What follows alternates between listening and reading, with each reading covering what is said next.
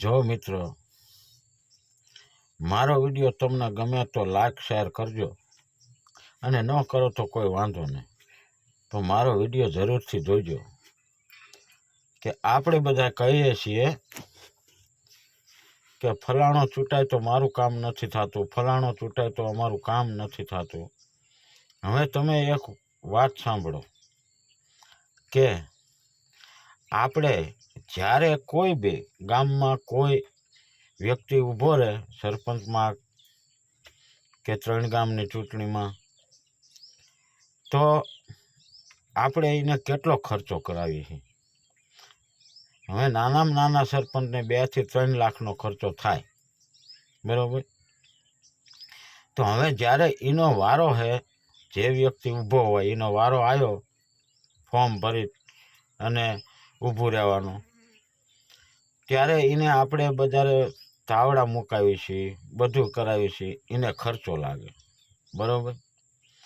અને બધાય શું કહે કે મતદાન, આપણે દાન તો કરતા નથી મતનું, અત્યારે આપણે કોઈ મતનું દાન કોઈ નથી કરતું।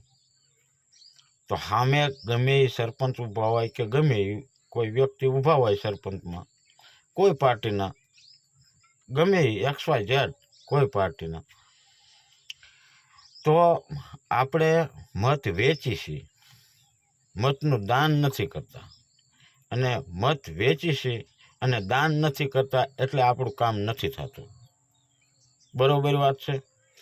પણ તમે આપણને જે પાર્ટીનો માણસ, જે પાર્ટીનો સરપંચ ઊભા હોય, ફોર્મ ભરાયું હોય સરપંચમાં, હવે તમને આખા ગામને નક્કી કરી લેવાનું કે આપણને આ પાર્ટીનો સરપંચ ગમે, આ પાર્ટીનો, એ નહીં, કયો વ્યક્તિ, પાર્ટી નહીં જોવાનો, કયો વ્યક્તિ સારો છે અને કોણ કામ કરશે।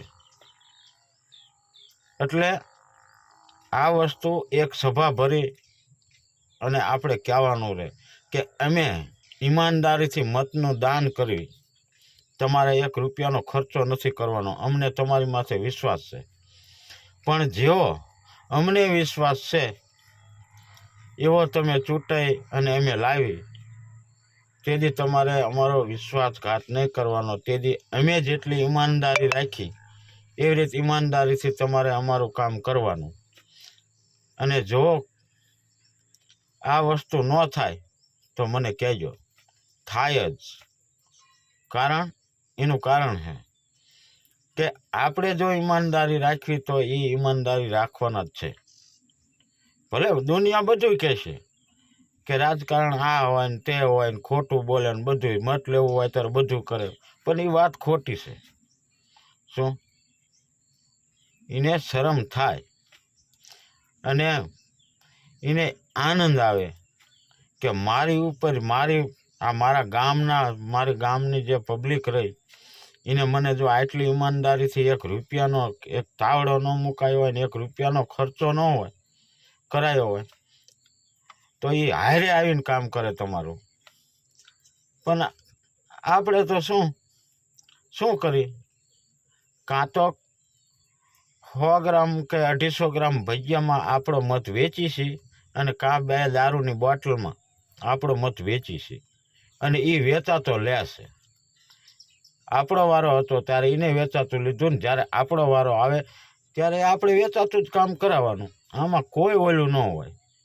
જો આ મારો વિડીયો તમને ગમ્યો હોય તો લાઈક કરજો અને શેર કરજો, અને જે કાંઈ અવરું બોલાઈ ગયું હોય તો બધાય મને માફ કરજો, બસ મારે આટલું કહેવાનું।